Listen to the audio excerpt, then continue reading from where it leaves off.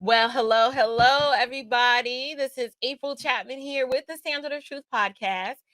And as you can see, I am not alone. He is here with me. Okay, seriously. All right, let me stop. I have a special guest, and this guest is super important because he is my one flesh partner, my husband, the Mr. Robert Chapman. Hey, babe. Hi, and hello everyone. The social media community, and a lot of people know April. Some people know me, but social media don't. So, I get a lot of people saying, "Robert, won't you come on? Won't you come on?" And I don't do social media. I just don't. Um, it's just not a platform for me. As I'm an older guy, obviously. Businessman, family man, and man of God. So, at my age, and this is just me, I do a lot of things old school, even writing things down. I rather write, I read books, Audible occasionally, but, just, I'm just old school. And so the social media platform is April's, and actually, I pushed her to do the social media platform to come on, and because she has a voice, and wherever we go and everything that we do, basically people are like, oh, people need to hear you, people like your energy and your voice. So I'm the introvert, so she's the extrovert, so and that's a good balance for us. But like I said, my main focus, is to, of course, glorify God in all I do, and provide for my family as a businessman, um, and take care of my kids. So that's what I do. I don't. Everybody have their thing, but I don't. Like I said, I don't do the social media. Um, when I was younger in school and stuff, I was always considered a shy guy, but I had a lot of friends. I mean, everybody know the Chapman boys, But so we basically, I'm a people person. Once people get to know me, um, but that's why I don't do social media and the camera thing. But like I said, I always promoted April to do it because it's definitely her thing.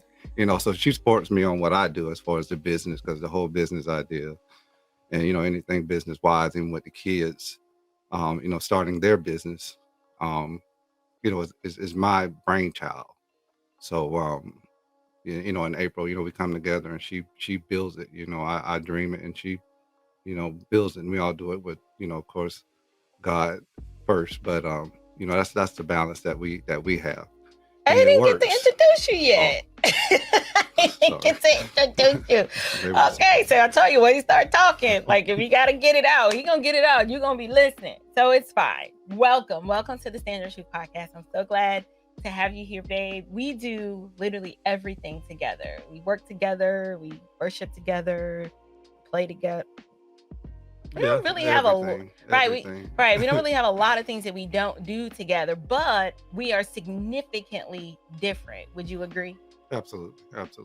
Right. So like I'm the out there person and he's the in here person. He's the introvert. I am the extrovert. But I think that God is able to use that in a very meaningful way, whether it's in how we engage with our children or how we engage with others. You got fire and ice, hot and cold. That's pretty much us. So tell me, well, I should say, tell our audience, are you interested in telling them how we met? If you're okay with that, tell them how we met. Yeah, absolutely. Okay. I worked at Delta. I was working at Delta when we met. My days off were like during the week, so I would always go to if I wanted to just go do something to a social bar, Harrison's social club, whatever It you was want a to call club, it. but it was like a grown and sexy club, right? Right. So you had to be like 25 You had to be 25 to get in. Right. Right. Exactly. I was exactly 25, Yeah, but that I had was been the going to question for Harrison's for me at the years. time when we met. But so and I always do things by myself. And as as we talking, this video progresses, you'll see why, and I'll explain why. But so I would just go just for a couple of drinks, hang out. And so look across the bar and see this little person, like this high above Did the you bar. Really? I was wave. I did the wave. So I'm Like, looking, there's a distance, of course I would say, but at the time, but I wasn't either. and I'm looking, I'm like trying to focus in. I'm like, hey. So I was like, okay. So it's her little friend, I guess. So anyway, so man, I walked my way over there, introduced myself, and we basically just started talking, and I'll let you insert your part too as well. So I waved, and we just small talk, something you millennials and zennials know nothing about. Like, oh, where are you from? And he starts telling me where he's from, and I tell him where I'm from. I tell him from New York. So immediately he's like, oh Lord, okay. He doesn't normally like people. I'm from the South, so. Right. He doesn't normally like people from the South. So he's just like, oh yeah, you New York women, y'all tend to be, what you say, abrasive? Right. Yeah. Aggressive. He said, y'all women are typically real aggressive and abrasive. And I was like, really? Now, it's not that I had never heard that before. And I was like, well, no worries. I feel the same way about people from New York. And then I complimented him on his shirt. He had on like this little powder blue. Right. Form-fitting. It was like a form-fitting button-down shirt, but he was like filling up the shirt. Not in a Eddie Long kind of way, but just like you knew he wasn't wearing the shirt. The shirt was wearing him.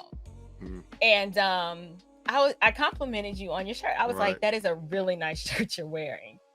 And I was like, well, thank you. My girlfriend bought it for me. Yeah. And so I gave him the look like, really? So you got a girlfriend? But mind you, I had a boyfriend. So it was fine, but it was still a blow to the ego. But I handled it with class. I was like, well, she has really nice taste.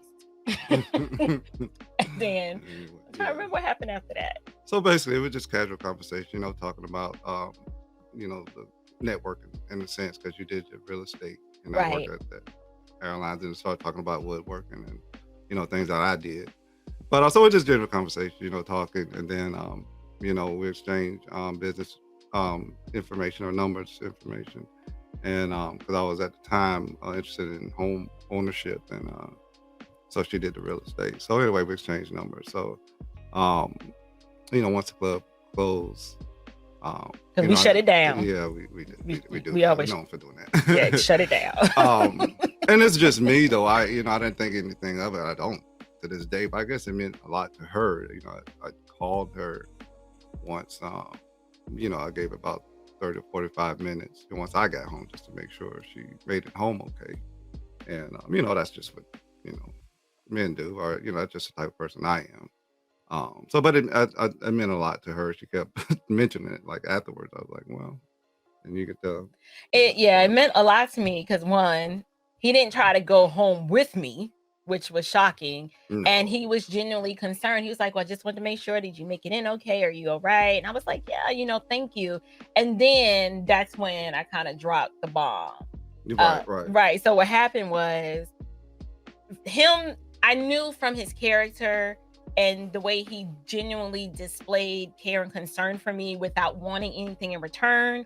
I was like, you know what? He's one of those guys. So I gotta treat him and put him in a completely different category. So I was like, you know what? I'm gonna just be honest. I said, listen, from what I know about you, I was like, I really like you, but I have to be honest. I said, I know you told me that you have a girlfriend. I was like, well, I'm kind of in a relationship. So I think it's just best that we be friends.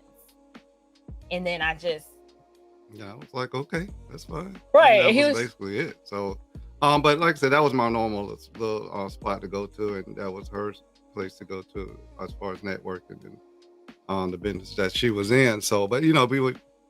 The time went by. A lot of time went by. It was like 6, 7 months. Actually, no. I said I don't want to just be your friend. That's not what I said. I said, I think it's just best that we don't talk again. And you was like, no, we could just be friends. And I remember I said, no, I don't want to be your friend. Because I didn't. Like, he was looking all good. Like, he was looking all good.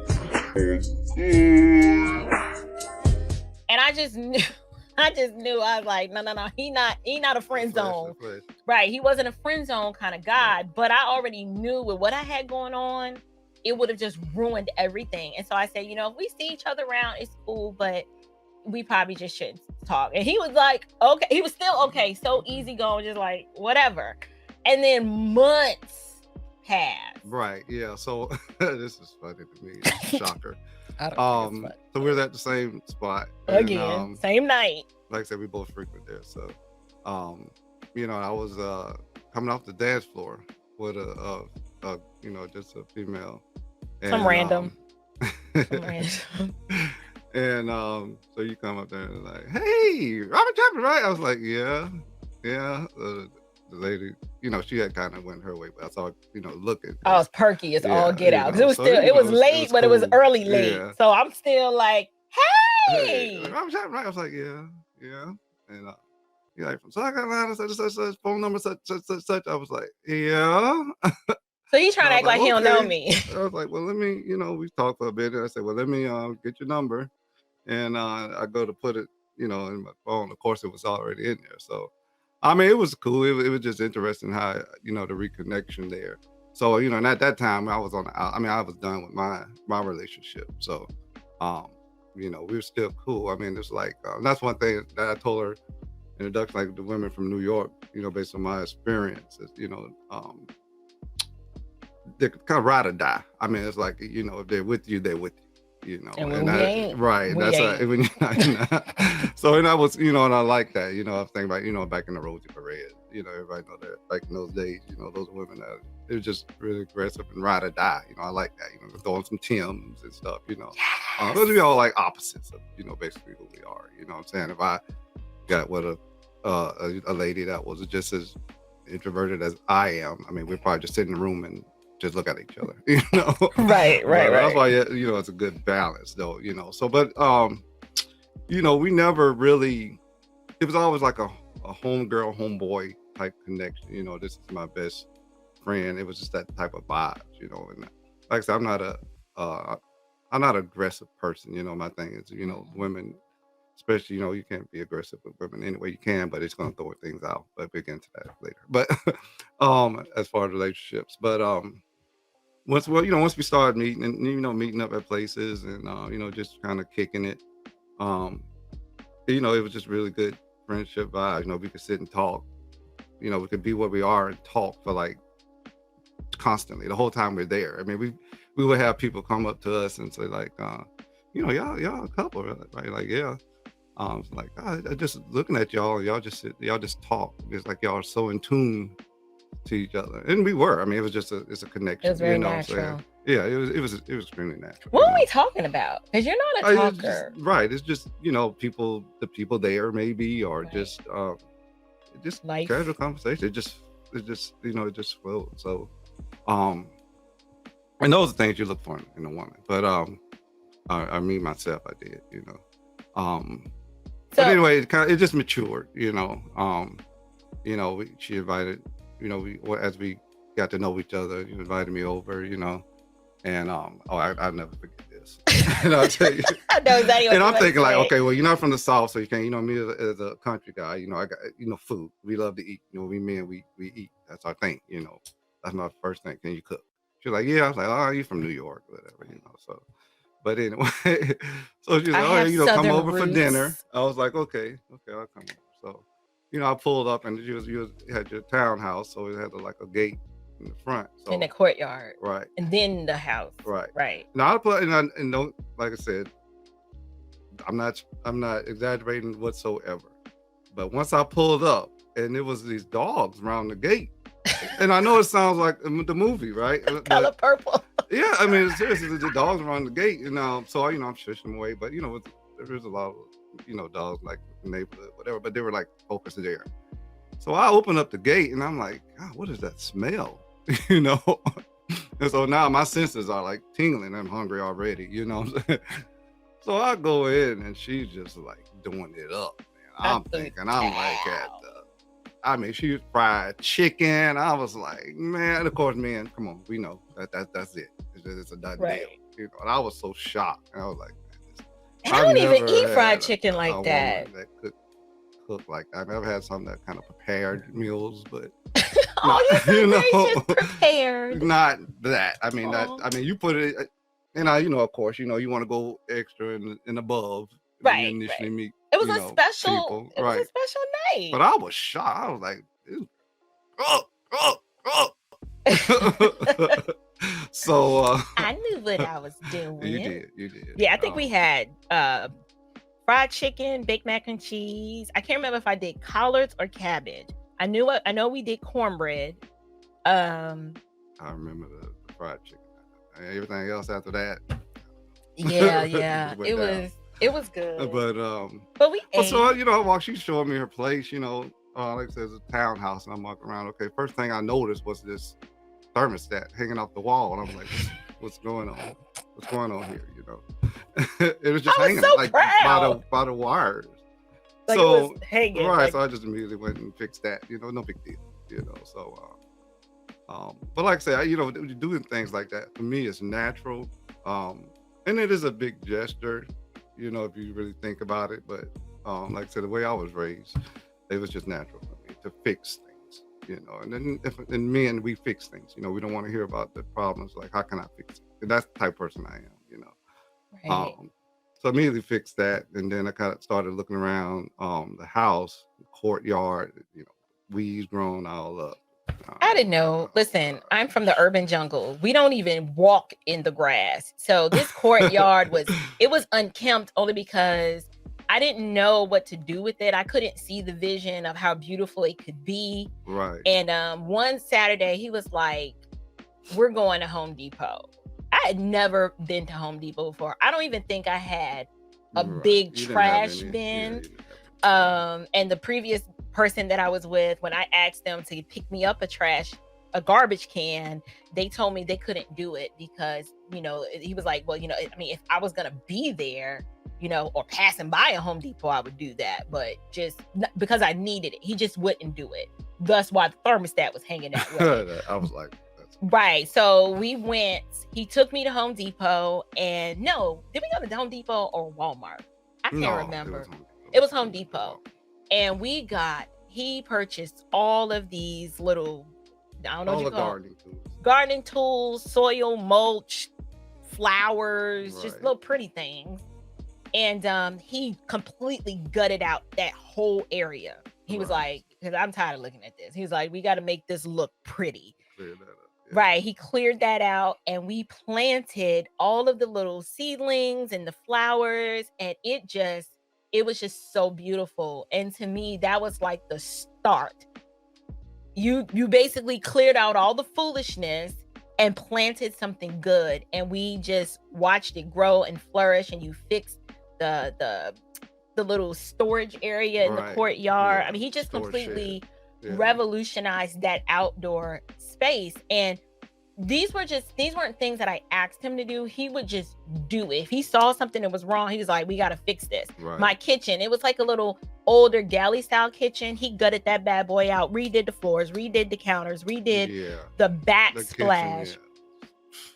So yeah, like you said, I mean, because I do cabinetry, you know, I did cabinetry at the time, and I tell you, that's the one thing, because like I said, we did talk about what we do as individuals as far as business and hobbies and stuff. Right. So I was making cabinets and Custom kitchens and closets. kitchens, yeah. So and the thing I don't tell you, the thing that really, really resonated with me, it's the same thing like what I said. I called her, or she's talking about how I came in and did things in her house. That really resonated with her, but for me, it was no big deal. You know, like it's what I do. But you know, the thing that, you know, and then people that I knew, because I had this whole crew that I hung out with, you know, drinking, and you know, we would go to cabins, and you know, just a clique, you know. He had a click. And they was like, well, what's with this girl April, you know? And the women in the crew especially was like, what's going on with this girl April? You know, he's like really into her, you know. And it was for me, I was, you know, and you know, like he was a player. So I was out So there. it was plenty scattered Right. stuff coming in and out all the time in the crew. So the crew knew Right. Robert wasn't settling down. Robert's not getting Exactly. married. Like, it's not. But Right. April is kind of different, you know. And just talking conversation with my boys too, you know, they knew something more was there, as opposed to somebody that I would just meet and you know, dismiss. Discard. Like a better word. But what really resonated with me, you know, my shop was at my brother's garage, and we were working on a project, a huge project, big entertainment unit. And she would kind of pass that area, going on the interstate, when she got off. So, you know, we would talk, of course, all day, I mean, basically every day. So I was at the shop, and she was like, "Oh, what you doing?" So I'm at the shop, you know, like, "Oh, okay, I'm gonna come by." So straight from work. I mean, I remember what you had on. You had like this cream colored pants and, you know, a nice blouse for it, but you in your little heels. But you came and you came out there to the shop. I did. And, you know, I was up at this 4x8 sheets of plywood, but you got in there and helped me.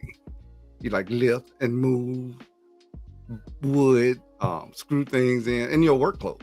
Yeah. I'm like, well, this is amazing. I mean, like, and out of all of the women that I've dated, and honestly, just know that she's really the only one that took the time out to actually take an interest in what I do, you know, as opposed to, you know, the physical attraction. I mean, that was there. That was there. Right, because I mean, I'm not gonna lie. I say that but- because to me it was no big deal, because I mean I had a time, like all through growing up and stuff, I was kind of small as far as like skinny. Then I had gotten sick, and then, you know, I was in the hospital for about a week or so, and then once I got out, you know, they put me on you know, medication and stuff, and I just started eating. I mean, anything inside I would eat. And I'm going somewhere with this, y'all. So hang in there. I would just eat. So and short, I basically gained a lot of weight, and I started exercising. So I started bodybuilding. So I got huge as far as you know, physical.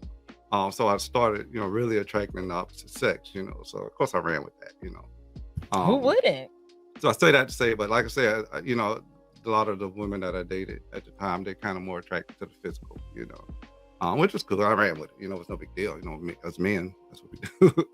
But she really was the only one that took the time to come out and like take an interest in what I do, and that really resonated with me. You know, I was like, okay, this girl is like really ride or die. You know, like, okay, not what you do, how much money you make, nothing like that. That was never, that never even came up. You know, it was just a genuine interest. So we would talk about things. You know. And it's like the little things. I like, well, you know, I like this belt. I saw this belt at K&G I like, you know. Next thing I know, she shows up with it. I mean, it's a belt. It was like, I don't know, $20, $30. But I was like, this means a lot. I mean, it means a lot to me. But it's those type of things right there that, you know, that really drew me to her. And those type of things that, you know, like dating, you know, I tell a lot of guys friends that even now that those are the type of things you look for when you're looking for a mate, you know, a spouse, a wife.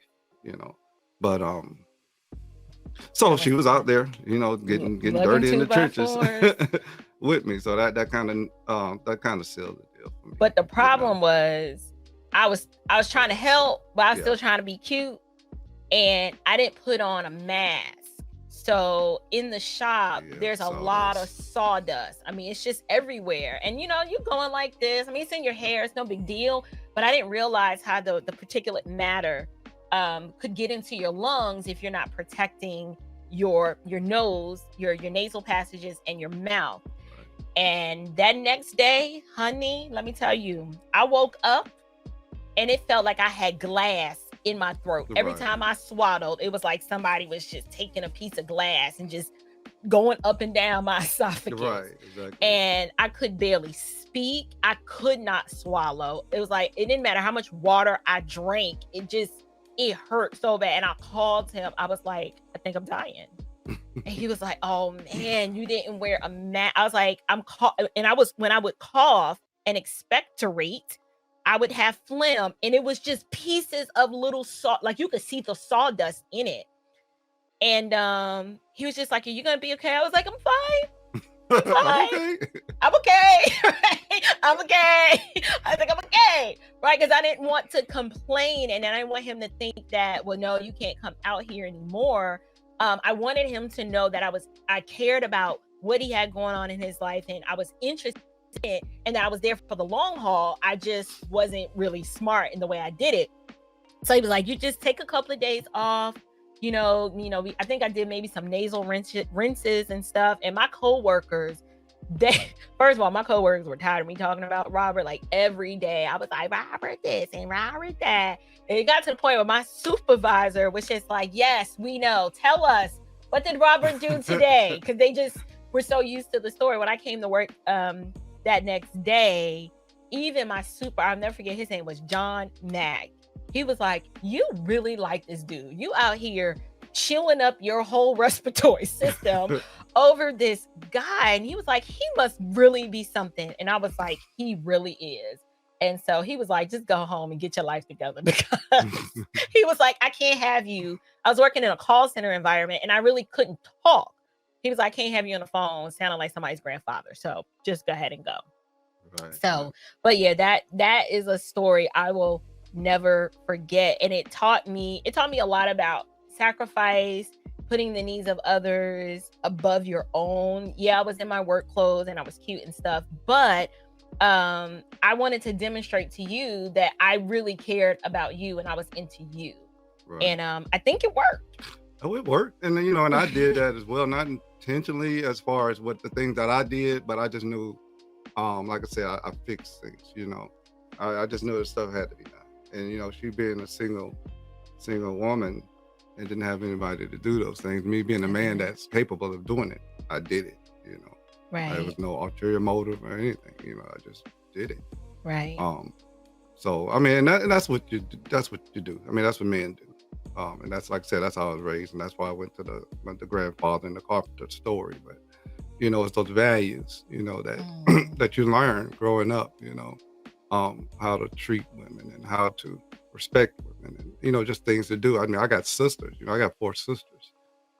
So I look at all situations and things that I do is like, what my sisters would need this done. My mom, would need this Your done. daughters. Right. But now, yeah, of course, my daughters, so, and, I'm training my sons to do those things. But those are the basic principles and values, that you kind of instill and learn as a man, growing up. But yeah, that's how we met, long story short. That's the abridged version. We've got lots of other wonderful stories, but we can transition. Go forward. Well, I was gonna say we can transition a little bit to. I mean, do you want to talk about when we decided, like, okay, we're gonna get married and we're gonna be husband and wife?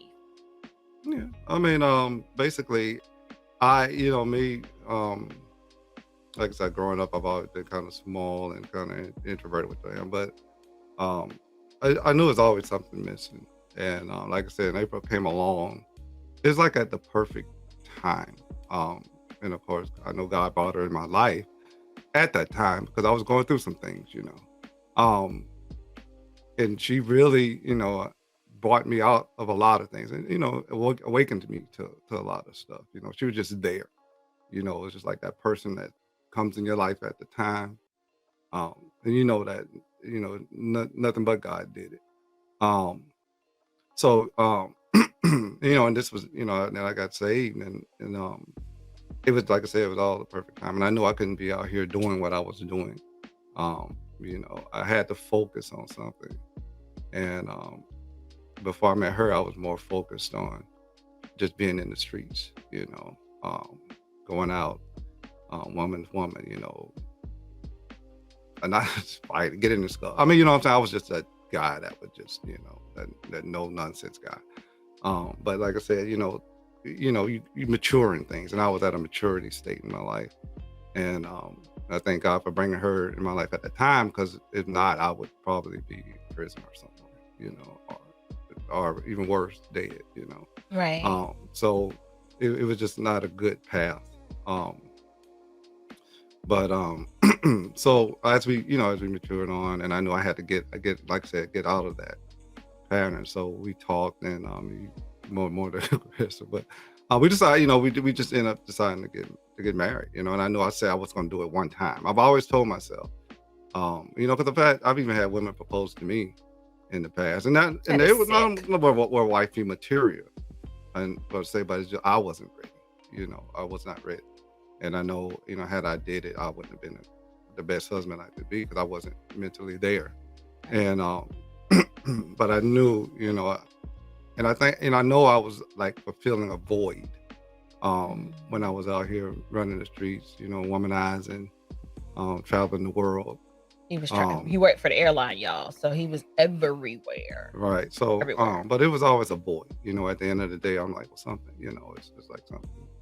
There's a void there, and I knew it, and and like I said, the Lord opened my eyes and drew me to Him, and made me see that, and so it was all there, so I said, oh, you got to come in and you got to put this stuff behind you, and that was just another level of transition in my life, um people come in your life and then people exit your life. At the time, yeah, it was cool, me kicking with the guys and hanging out and going out and partying and had this crew that did this, but and we were friends. I mean, it was good at the time, but as you grow old and mature, it's just certain people that you have to exit out of your life. And that's just everybody. I mean, a lot of people may not be aware of that, but you just have to move on from things. Um, and so some of the friends that I partied with and stuff. I mean, we're still cordial, but I Cordial. don't. I got married. They're still, even now, some of them still doing that stuff. But I couldn't engage in those activities anymore because I matured, and God opened my eyes a lot to that. So That's actually I something moved you on helped from it. me with. I remember while we were dating, even while we were married, because I'm such a people person. I will, for the most part, I will befriend anyone, and I will never forget. There were times when I'd want to do something, or I was always clinging and n- n- clinging to like the group, Right. right? I like camaraderie. I love community. It's just something about when I find and meet people that are like-minded, or we're all rallying around the same cause. I'm there. I'm like, yay, let's do it. I'm like the big cheerleader. And Robert, because he's more reserved, would always, and he's way more discerning than I could ever be. I actually believe it's probably his spiritual gift. Actually, other people have affirmed that that's probably his spiritual gift. Um, he would, not in a very aggressive way, but he would just let me know, like, that person is not for you. Or, I know you think this person is your friend, but they're really not. Or be Yeah. careful. So And he opened my eyes. A lot of times I'm hard-headed, and at first I wouldn't understand it. I'm like, "Oh, no, no, no, that's not true, she's just this." And he'd be like, "Okay, I'm telling you what I see." And he would articulate it, and then he would say, "Just sit back and watch." yeah, so that's yeah, exactly. So and I would notice. I mean, she had other crew of girls that she ran with, and of course, all of them were single. Um, but once we start, became a couple. I started seeing how, and of course, you're going to change. I mean, you're going to prioritize what's priority in your life. So, we started spending more time together, and you know, I met the girls. A lot of the girls in the course. There was just a mutual respect. Because they had nothing to say bad about me because I didn't put nothing out there. I mean, I'm not Right. that person. But I was like, hey, bro, all these people, all these girls, they're cool for what you're going through and what you're doing are done. But I said, a lot of them aren't your friend. I mean, your true friend. And I say, I mean, you'll see that. Um, and then that'll make them bad people. Right. But I mean, someone they're constantly calling you, telling you about their bad relationships. I just broke up with this guy, and he did this to me. And like you need to take yourself away from that, because it's like one of those misery loves company type thing. I said, I but was then, happy. it plays out, it'll play out. I said, you'll see. I said, one thing about me, I do have the gift of discernment. So, and like I said, it doesn't make people bad people, but you gotta look at people's character. Like that's like your kids. You can look at your kids. You could be somewhere with somebody, and that person say, "Well, man, he act just like you." I mean, that's you right there. I mean, that's that person's character. So the kid, they hadn't had the chance to mature. They hadn't had a job, to experience life, but you see, that's their character. That's how that person is. And I said, those are the things that you have to look at in people. Because anybody can put on a facade, a cover. When you meet somebody. Um, but I watch people. And I can be with somebody 30 minutes and I can tell the type of person they are. And I didn't realize that until a man at church brought it to my attention, and asked me, I think I had the gift of discernment. And he just made me see a lot of things, and made me just kind of hone in on it. Like, well, yeah, I can see that, but I just talk to people, and then, people, they'll tell who they are if you talk to them long enough. It doesn't, like I said, it don't make them a good person. It don't make them a bad person. It just reveals their character. And then it's up to you to decide how you want to deal with this person. Right. Because like I said, when I was out there in the world, I had different people that I related to on different things. I didn't put everybody in the same category. Like, you always Yeah. call it these categories that you Yeah. have, and I never understood it. I was like, well, how do you segment your life Right, this way? exactly. So, it's like you meet people for where you meet them at, and you leave them there. You can't bring everybody around everybody. And so, I mean, like I said, I had guys that I partied with, and that was good at that time, but I couldn't take them. Now I can take them to, any business ventures. I can talk to them about business because they didn't want to hear that. They want to hear about women, or something like that. And same with the girls, they didn't want to hear about her and how happy she is with her, with me. They Right. wanted to hear something bad, something negative. I didn't have And anything. but you didn't have that. So you see, then that's when they start saying, oh, she thinks she's too good, this type of thing, and that, Right. we've all experienced that. But it just transitions in life that we go through. And I've always said, you go in a room with people, and the loudest person in the room is going to be most likely the weakest, or the one that knows the less. Yes. But it's the one that's sitting over here that's listening that you need to talk to. And that's the type of person I am. You sit and you listen, and people will reveal themselves. And then, like I said, I carried that over into just meeting April, and just making decisions, especially in business. It's really a good characteristic to have in business, because not everybody, but people in business, they have a motive. Business is making money. Right. So, but you got to get to the character of the person. The true intentions. Where they're coming from. You have good business associates, and then you have business associates that there's just want the best deal, or want the hookup, per se, Mhm. this, that, and other. So But they only want something from you. right, something, Right. and I give. So I I don't do anything, and I tell everybody when I'm going to a business venture, I don't do anything, and this is a win-win-win. We're all winning here, and that's the only way that's going to work. Right. I may come up initially first, you may come up first, but something's going to get slighted there, and this Mhm. connection is going to be separated. So, but those are, like I was saying, those are just basically the characteristics, and that's kind of how I discern people. And and I tell April that, and I show her. Some people, um, they have to go through things. They have to go through things, and I tell and I told April when we met, I said I never had a bad relationship. I've never had a bad relationship with a female, because I let them know where I'm coming from, and I ask them questions. And see Mm. that you get these little red flags, like, I knew that, but you don't pay attention to. And so those are the things that you have to pay attention to. Those flags are flags for a reason. That's that discerning there. That always Um, intrigued me. I was just like, well, how right, did you know? Or right. how And so I did say, well, you? like, how? And could you tell me about some of her past relationships? And I'll be like, well, I just can't even fathom that. But those are things that you look for, the character of a person. And we as people, we can't change that. It's up to God. God changes that. That's something Right. that we don't change. So like, well, they can change or this and that. No, that's just who they are. So You told me that all the time. right. So we don't do that. So God has to change that person, and people do change, and He does. I was gonna say, for me, sometimes I'm the type of person that one time may not be enough. Like sometimes I need reiteration, or I need reinforcement.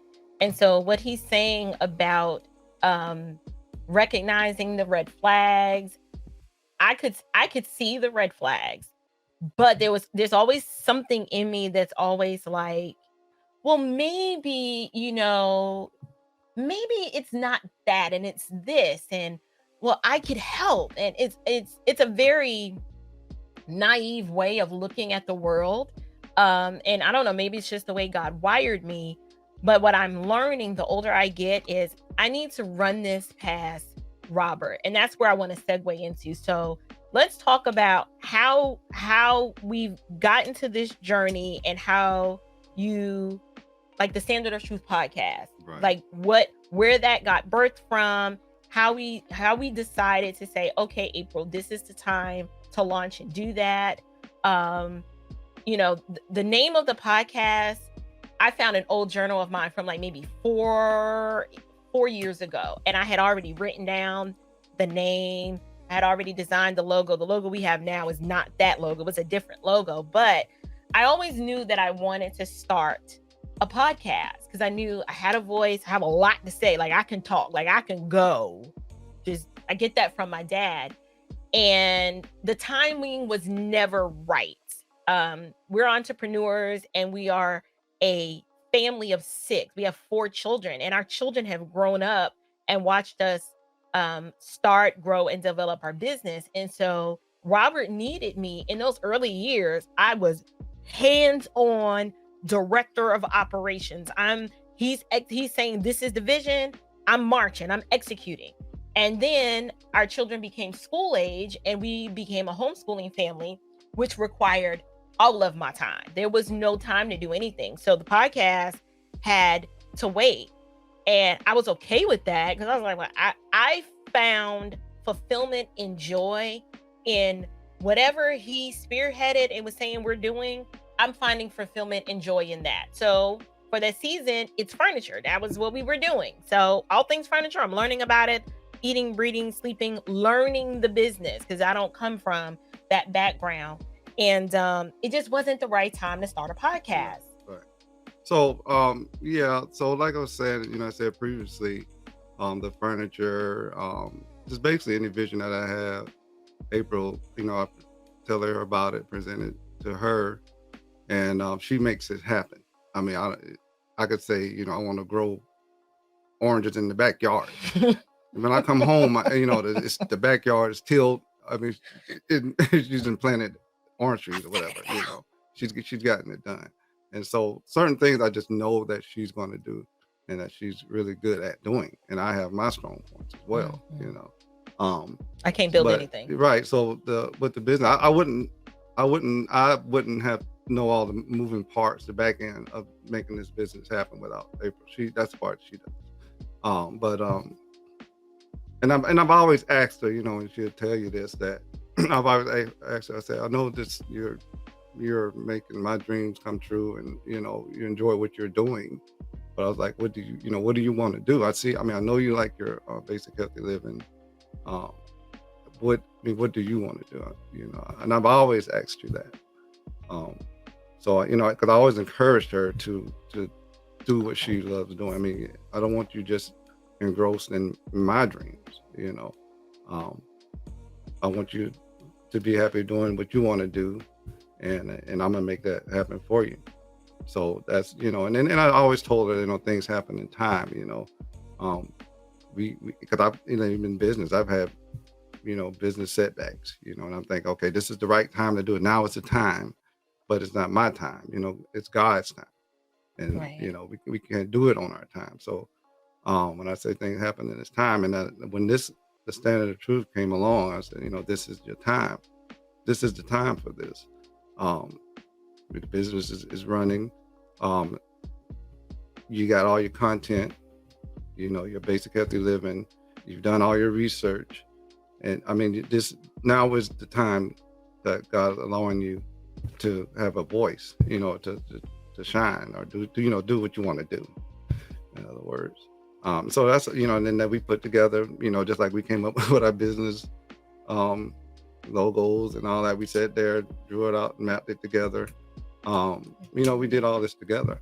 And I am truly the voice of, well, not the voice, but I'm saying April doesn't do anything on her social media platform without running it by me. So a lot of things that you see are going on there, and I do have an input in it. I don't want to jump forward, but so that's how the Standard of Truth, that's why we're here in the Standard of Truth podcast, because she's doing what she wants to do. And I see that joy in her. And that makes me happy. When I leave in the morning, she's happy, and I go out there, fight the fight, do what I do, and as a man, I go out there, take any challenges on, because I know when I come through that door, I got 4 little ones that's going to greet me, and then my wife. And that's what I do. And that brings me joy doing what I do, and as a man, there's only, your priority shifts when you have a family, and that's my only priority is to glorify God, what I do, provide for my wife and my family, and that's it. So that's where we are with the, how Standard of Truth came on, and that's why we're here doing, and the podcast, and she's doing what she loves to do. Right. So we actually start the show technically, because people are like, well, your YouTube channel's been around since 2011. That doesn't really count. I mean, Google gives you like a YouTube channel. And I think I would only I just used it as a place to just house content that I was like, this is really good. I'm just going to leave it there.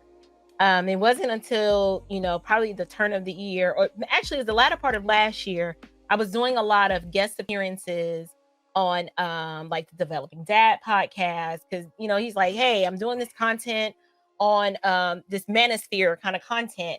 And, I want to have a female perspective from a biblical worldview.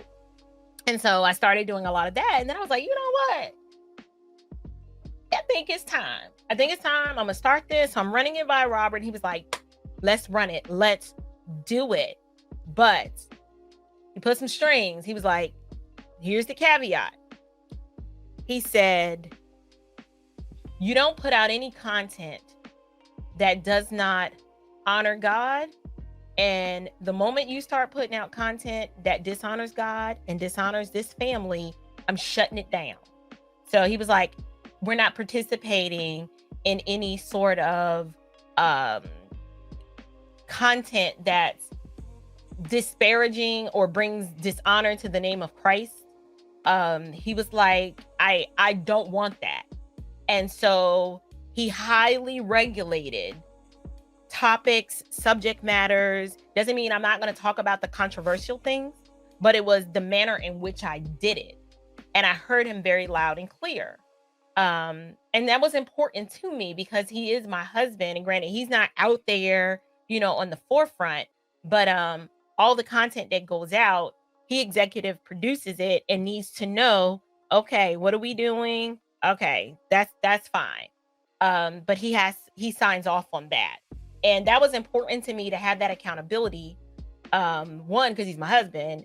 And two, I felt like it would put some safeguards around me. And it was like a level of protection. I'm sorry, I'll let you go ahead and talk. Right. So, right. So like I said, a lot of people are like, well, where's her husband? Who's her husband? Like I said, I don't do social media. I don't do that. If we had, growing up and the thing that I had something to say or do, it's in person, and that's how things are done. That's how I raised. That's how my daddy handled things. My uncles, my granddad. That's how we do. We don't call. I'm not gonna anyway. But anyway, so let's push forward to the elephant in the room here. and she's like I said, I did put guidelines on the standard of truth here, and so I told April, you know, you're not gonna don't come on here doing things that my kids can't be in the same room when you're doing or watching it, because it's gonna come up whatever you put out there, you know. My kids need to be looking up to. They look up to us, so my kid not like I said. And the reason I know something, my kid's not gonna see me on social media acting a fool, and they're not gonna see her doing it. You know, it's time to shut it down. You see, because my boys look at me, they look at my actions. My girls look at April and they look at her actions. You see, and if they see right. They see that. They say, okay, if my daddy's out there, if my mom's out there doing that, I can do that. Well, that's why you see the kids in school acting out. You know, things in the home is not correct. You got to get your household in order. It has to be in order. And the kids mirror everything you do. You think they're not listening, you think they don't see it, but they see it. So that's number one right there.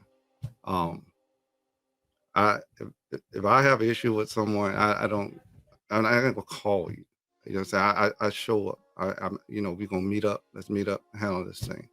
You know, I think back to like when I was in school, you know, anybody old school, they know how we handle things at school. You know, I didn't write you a note. Do you still like me? Are you still my friend? We didn't do that. We handled it. You see? But like I said, you know, when you become old, you know, and you mature in your life, you know, you handle things different, especially as a Christian. We move differently. We're supposed to. Our kids need to see that. We're setting examples. So a lot of things that's going on now, none of this stuff is glorifying God. It's not at all. And like I said, we talk about it and everything. And granted, had this been a lot of stuff been in person, it would be totally different. But that's what, because if anybody disrespect my wife in person, they'd be eating through a straw right about now. I mean, that's just what it is. So, like I said, I just keep it there. So just know that, like I said, you know, we move on, we glorify God in all we do, and you know, somebody has to take the higher road here. And me as a man, like I said, my duty is to provide for my household, take care of my kids, and that's it. So, April's gonna, you know, you're gonna continue doing what you're doing, and like I said, you know, you just be positive, and like I said, you know, things play out. But I show up to things. You know, I don't do the social media video calling stuff. That's childish, and it's foolish. And I mean, it's just, I mean, just like you said, and this is anybody, you know, we are all adults here. Okay, we're all adults. We need to look at our kids and see how they're performing. Maybe some of us can take lessons from our kids, you know. So, you know, like I said, you know, it's basically kind of all I got to say about that. But, you know, we're giving and loving couple over here, so, and family. So that's what we do. Like I said, and I like to tell April, she had to use discernment, you know, in things, you know. But you know, things happen for a reason. You know, things happen for a reason, and like I said, we move on. You know. I'll say that, you know, the elephant in the room, it's been going on for weeks. But what people don't realize is that, you know, anything that I've done for a person, I did it on my own recognizance because that's what I wanted to do. So I think it's telling, you know, when a person wants to kind of throw in your face, you know, all the things that you've done for them, as if it wasn't done because that's what I genuinely wanted to do. But on the flip side of that doesn't take away from the fact that when it comes to my spiritual life and just my life as a person, if I'm evaluating people, content, and relationships, and I look at it on a continuum of what is adding value to my sanctification and what's taking away from it. Because I'm honoring Christ as Lord in my heart first, anything that is not allowing me to do that or supporting me in doing that, I'm going to walk away from. And I have every right to choose the manner in which I do it. So there are some people that I do no longer wish to fellowship with. It is that simple. I don't need to announce that to anyone, especially if I already know that whether you do it like this, the end result's going to be the same. Or if you do it like this, the end result is going to be the same. Regardless of whether I sent a dove to deliver the message or a phone call to deliver the message, the outcome that you see would still be the same. Why? Because if a person's pattern of conduct is nothing but division and sowing seeds of discourse because they don't get their way, they're going to do more of the same. And I'm just not interested in doing that anymore. I'm tired. I am exhausted. I don't see how it glorifies God. And more importantly, I don't see how the watching, unbelieving world is going to say, you know what? I want to be like those people over there. I want people to look at my content here on the Standard of Truth and see a Christ-like example of someone growing in the grace and knowledge of God and being sanctified on this journey as I'm fit for heaven by God's grace and through his righteousness. I don't want, and it doesn't mean I'm going to execute that perfectly. Absolutely not. The first thing I think I said on my inaugural show was that it's not a matter of if I'm going to disappoint you. It's when. Why? Because I'm fallen, I'm sinful, and I'm wicked. And that's why I needed a savior. And I've been called worse things by somebody way better. So I'm not going to spend a lot of time focusing on a back and forth. It's not necessary, right? Yeah, I mean, sticks and stones. I mean, come on. I mean, we're men here. Let's grow up, mature, and move on. I mean, I cannot fathom spending 6-7 hours researching and putting material together about a person. I mean, that who just doesn't want to be your friend anymore. I would take that time. I mean, if you got that much time on your hands, you know, like I said, and this is me as a man. I mean, this is what men do, okay? I would be learning to trade. I would be learning more skills, doing what I do, ministering to my children, building my business, studying my scripture. There's a ton of things that could be done there. Fellowshipping with your church. I'll bring more income to my business. Those are things of value. This other stuff is no value in it. It's no value. I mean, what are we doing here? You know, comes a time when you have to mature and grow up, you know. And like I said, I mean, and that's just, I mean, I'm not specifically talking about just what's going on here, but I'm just talking about in life. You know, you have to spiritually mature. You know, I mature every day. You know, I ask for forgiveness, repent every day. We mature as we grow in Christ. When I leave this house and leave my family, I'm fighting to get back, no matter what I have to do. Because tomorrow is not promised to any of us, you see. So we got to go out there and fight a good fight. Business, people you meet, because you never know who God sends in your life. You know, people see stuff. Social media, that's forever. My business associates, it's not going to see me on the internet acting a fool. Not going to see that because they know my character, you see.